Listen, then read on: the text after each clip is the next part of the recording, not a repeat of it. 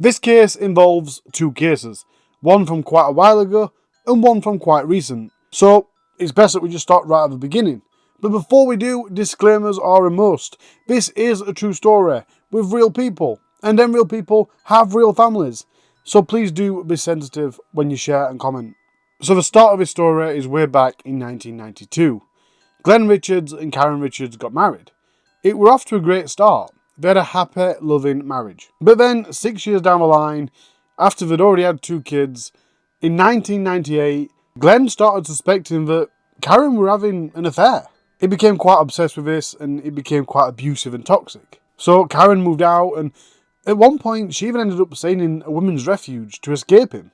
Glenn did want to save the marriage, but at the same time, he had a history of not being able to deal with relationship breakdowns. During this relationship breakdown, he'd been imprisoned for harassing his wife while he was serving with a London police force, and he'd breached a series of court injunctions ordering him not to make any contact with Karen. In 2001, he'd retired from the Met Police because of medical reasons. He got his pension and a divorce were underway. He was an ex-sergeant with a history of depression. He'd been sectioned under the Mental Health Act at Watford General Psychiatric Ward, and he was living at St Albans Care Home. Due to his mental health at the time and his obsession with this relationship breakdown, Glenn was considered that much of a threat to Karen that the police saw it fit to install panic alarms. On Monday the 7th of May 2001, Glenn Richards had had a drink at the Harvester in Croxley Green. Then, at about 7 p.m, he arrived at Karen's home. Inside was Karen and her children. He broke open the door and with knife in hand, he grabbed the family dog. The panic alarm triggered audio recording devices around the house, so the following attack was all caught on tape. Karen obviously heard all the noise, so she came downstairs to see what was occurring, and he grabbed her by the hair, stabbed her 4 times in the chest and stomach. As she was screaming for mercy, her neighbours heard, and they all came to see what was happening, and they witnessed the attack. Even more horrendously, Glenn and Karen's 2 children also heard all the commotion and came to see what was happening. They also witnessed the attack. The eldest of the 2 children was just 11-year-old. Karen was rushed to Watford General Hospital, but she did die that same night. 41-year-old Glenn Richards appeared at the Old Bailey on Friday the 22nd of March 2002, having pled guilty to manslaughter through diminished responsibility.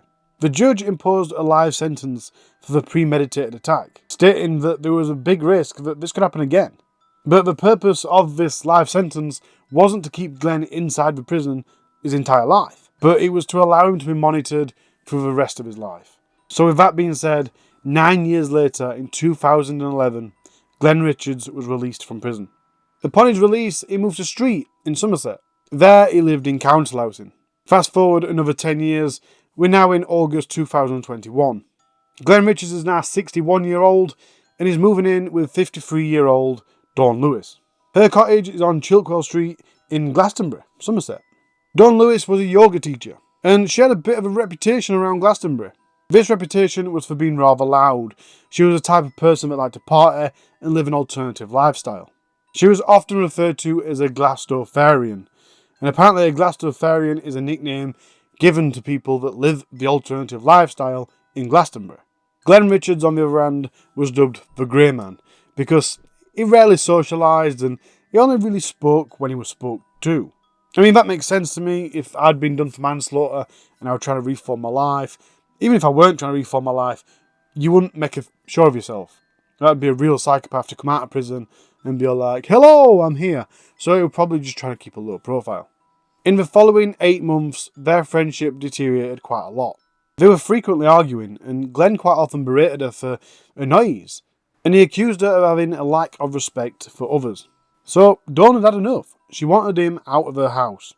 She claims that she'd even offered to pay a deposit on a new place for him, just to get him out. Then, on the Easter Bank holiday Monday of 18th of April 2022, about 20 minutes before midnight, Dawn Lewis phoned the ambulance. Here is what was said during the call. Ambulance, is the patient breathing? Hello, hello. Hello, is the patient breathing?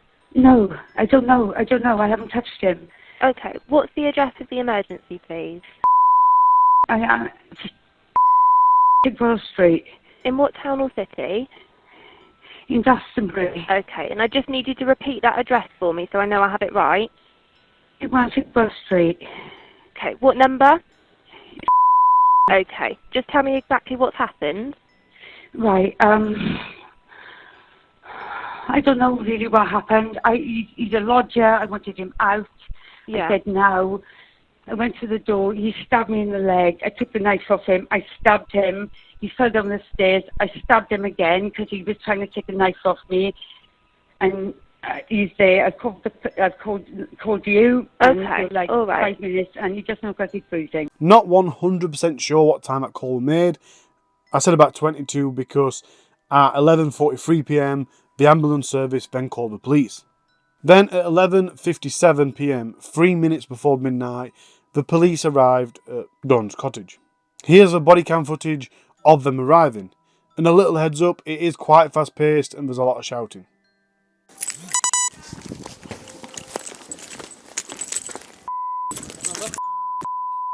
Not this way. The gate is closed, it's back closed. Paul, hold on. In the doorway. Right, move back, move back. Officer the taser, officer taser. Step away, step away, step away. Step away now, step away. Move backwards. Move. For those of you watching on the podcast, that footage shows the police running up the street to Dawn's cottage. I think she opens the door, and as she does, the police point tasers at her, tell her to back into the house, and as you can hear, they make her lay on the floor, and so on and so forth. So now we've got a pretty good idea of what happened, or at least from Dawn's version of events, what happened. Dawn claimed that she feared Glenn, and she was worried that he'd do something to her because his mental health was deteriorating. She later told the jury that Glenn had become increasingly obsessed with her. It was alarming to her, and that's why she'd started carrying a knife. I mean, that must be awful, that you've got somebody living in your house that's become that obsessed with you, you're having to carry a knife around your house to protect yourself. At one point, she said, he started fantasizing about how he would do it differently. He would just come out with it. I was terrified he was going to jump out and stab me. I think when she says he was fantasizing, I think it refers back to Karen. I don't think he was saying, I'm fantasizing about killing you. I think she was referring to, he's fantasizing about how he could have killed Karen differently from how he actually did it. Either which way, she was scared that it was going to kill her. That afternoon, before the ambulance had been called, Dawn received an angry text message from Glenn. During that message, he called her a grade 1 narcissist. And he also said, I am not a threat to you. You are not a nice person. I am not leaving here, at least until I've seen my boys. After that, who knows? According to Dawn, later on that evening, Glenn was pacing back and forth upstairs. And then all of a sudden, there was an almighty bang. Dawn ran upstairs quite panicked, broke down the door, and saw him holding a knife. And then he lunged at her. She told Glenn, look, I want you out of my house, and he refused. So she walked over to the door, and then he stabbed her in the leg. Fearing for her life, she managed to get the knife off him, and in self-defense, she stabbed him. As a result of the stab wound, he fell down the stairs. And I assume then she followed him down the stairs, because she claimed that he was trying to get the knife back off her, and that's when she stabbed him for a second time. You will have to bear with, because there is slight inconsistencies from what she told the police and what she told the court, but the general gist of what happened is still the same. Here's what she said in her own words to the court. He lunged at me and I saw he had a knife. I grabbed his arm. Then I bit him. He dropped the knife. He was going to kill me. I picked up the knife. I think at this time I thought I stabbed him in the stomach. But he was still holding on to me. I know I stabbed him. It was me. Nobody else. I have to own that. She told the court that when he fell down the stairs, she wanted him to have broke a leg or be unconscious. And I suppose that is what you'd do if it was self-defense. You'd want him to not get back up, but still be roughly okay. And she continued. He was sitting at the bottom of the stairs, looking up, with a knife still in his hand. He was conscious, and he had a knife in his hand. He then slouched, and the knife dropped. He cried out, help me! He grabbed my ankle, and I fell on my knees. He went for the knife, but didn't get it. So I grabbed it and stabbed him. As you probably heard on the police body cam footage, Dawn was originally charged with GBH, grievous bodily harm. However, Glenn Richards didn't survive the night. In fact, I don't even think he made it out of the house before he died. So the charge was then changed to murder. Glenn had suffered 5 large stab wounds, 2 of which were totally fatal. Dawn, on the other hand, had sustained 3 shallow cuts on her thighs. I mean, Glenn's previous conviction in mind, Dawn's version of events is quite believable. He just attacked his ex, why wouldn't he just attack Dawn? I think the only thing out of all that that's not completely believable is the fact that she only had 3 slight, shallow cuts. Surely if he lunged at her and tried to stab her from leaving the door, it'd be more than just a slight cut. Especially 3 of them, you'd expect at least 1 to be a decent cut. But as we know, just because something seems believable at first, it doesn't make it true. Sometimes we have to dig just a little bit deeper. And maybe her account would have been believed, a little bit more at least, if the doctor who was treating her stab wounds hadn't told the police that the cuts did appear self-inflicted. So it went on, and the prosecution also argued that Glenn was stabbed in the back, as if he was trying to walk away, which again doesn't correlate with self-defense. If somebody's walking away from you, you stab them, that's not self-defense. Then, seemingly out of nowhere, an associate of Dawn's came forward. He told the police on the night Glenn was murdered, she'd had a video call with him. And in that video call, she told him that she wanted Glenn to move out of her house. She talked about stabbing him and killing him and then stabbing herself. She'd even gone as far as to show the person she was on video call with an 8-inch knife. Now, put yourself in that situation. The reason he didn't call the police is because he didn't believe her. He didn't really take what she was saying seriously. He thought she was just frustrated and probably having a bit of a joke. To make that even worse for Dawn, another neighbour came forward and said a very similar thing. This neighbour told the court that there was a dinner party, and Dawn asked people how they might commit the perfect murder. Her solution to the perfect murder was to stab the victim and then stab herself and claim that they did it. He continued by saying, "Someone replied, that might work, but you've got to be careful where you stab yourself." Detectives are now on it. They've got enough evidence to suggest that this was murder and she has intentionally tried to make it look like self-defense. So they're looking for the evidence to prove that it were murder. And they uncovered voicemails left by Dawn and then text messages between the pair. And I don't think I've got any of them, but they didn't align either. You know what I mean? Dawn was obviously the one that was more pressing and more violent. And as we heard in the message from earlier, all he's doing is going, look, I don't want to go anywhere. I want to build things with my kids. I want to see my kids again. That's all I want to do. The court trial lasted for 3 weeks in November 2022. Then, in the beginning of December, it took the jury nearly 9.5 hours of deliberation. The result was, by a majority 11-1, that Dawn Lewis did not kill Glenn Richards in self-defense. It was a premeditated, planned murder. The judge said, Glenn Richards was jailed for life for stabbing to death Karen Richards on the 7th of May 2001 in front of her 2 young sons, Jamie and Daniel. He was forever marked by the burden of guilt for what he had done, and rightly so, but he was also genuinely contrite. You decided Glenn Richards had to be removed from your life. You premeditated his killing and how you might get away with it. Your actions were attributed to anger rather than terror. You armed yourself with a knife, went upstairs, forced entry, and he was repeatedly stabbed by you. It was a savage attack. You then inflicted minor incised wounds on your thigh to make it look like you were the victim. The disparity between his wounds and yours were telling. Now, I don't usually read the victim impact statements, and if I do, I usually read sections, but I'm actually going to read this one in full. It's from Jamie, Glenn's son. He was the 11-year-old of the 2, so the eldest, and he hasn't seen his dad since. I don't even think he spoke to him. I think Glenn was out of prison for 10 years, and his son hadn't seen him for 20 years, including the 10 years that he's been out. But they had recently started working to meet again. That was through the Restorative Justice Programme. Here is the victim impact statement from Jamie. In 2001, Glenn killed my mother in front of me and my brother. I was just 11, and that's the last time I saw him alive. My birth father was not a positive influence on my life. I can only recall a couple of memories with him where I can say I was truly happy. I was angry. I felt like I was laughing, crying, screaming, shouting down to the ground, believing in my head Glenn was in hell.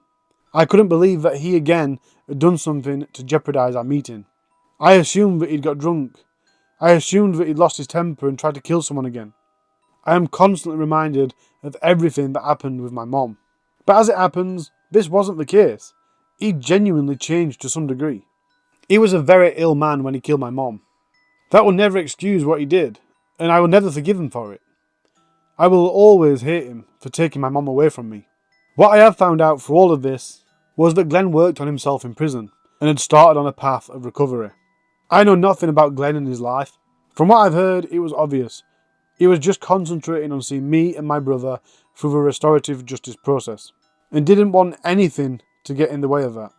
We weren't going to say nice things, and what we were going to say to him was going to be hurtful. But the fact is, he was prepared to sit there and take it, like a man. I don't know how we will ever come to terms with the fact that we will never get to say these things. Time is a healer, but pain only ever really numbs. It never passes. Could we have walked away satisfied and gained some kind of closure? Because of Don Lewis, I'll never know what could have come from our meeting. And that's a very hard pill to swallow. Yes, I've had moments when I believe Glenn deserved what happened to him. But I have my mother's heart, and I believe no one, not even Glenn, deserves what happened to him. And I wanted to read that because it shows that through everything, again, it's the kids that take the impact. Even though he'd killed their mom and they absolutely hated for it, Don Lewis stole that moment off them to either get an explanation or to understand, or even to just tell him how wrong it is what he's done. And now they'll never do that. Having been found guilty of murder, Don Lewis was sentenced to serve a minimum of 20 years in prison. That's all I've got for this case, I'm afraid. I did try to find more information about the 2002 murder when Glenn killed Karen, but it turns out reporting weren't as much on true crime as it is these days, so it was quite hard to find. I didn't want to spend too much on it because it was the Don Lewis that I started looking up to start with. That's the case I was going for. It was quite a roller coaster to write, to be fair, because initially when I started writing it, I was going, it's self-defense. Why has she got 20 years for this? But obviously, as I started to read more, as I got more of the evidence, it became quite obvious that it weren't self-defense. She'd actually murdered him. Then there's the issue with Glenn. This guy's a murderer. And I mean, don't get me wrong, he murdered his wife in such an horrendous way. It was premeditated. It was in front of the children. The amount of damage that must have done to their lives, the amount of harm, the amount of pain. It's extreme stuff. And he was back out on the streets after 9 years. But then you kind of read the victim impact statement and you think, does the restorative justice system actually work? Now, I know it doesn't work every time, and I'm not saying murderers should always be like, whatever, I'm not saying that. What I am saying is, did it work for him? Was it working? Because as far as I can see, although I don't understand why he couldn't have just moved out to live in a different house, there were a bit of stubbornness there, surely. Surely he could have found somewhere else to rent or somewhere else to house share with. But again, I'm not saying just because you won't move out of somebody's house doesn't mean you deserve to die. Come on. There is no advice here. What advice could I possibly give? The only thing I do want to say is just a reminder. All of us in the true crime community see this time and time again, where something looks like something, and then you scratch just a little bit, and you see something completely different. Things are almost never what they first seem. Always look a little bit deeper. Scratch the surface, and make sure the conclusion in your head came from your head, and nobody put it there. Only you. That is all for this week. I will see you Wednesday at Far the Stranger Than Fiction. Goodbye, and thank you.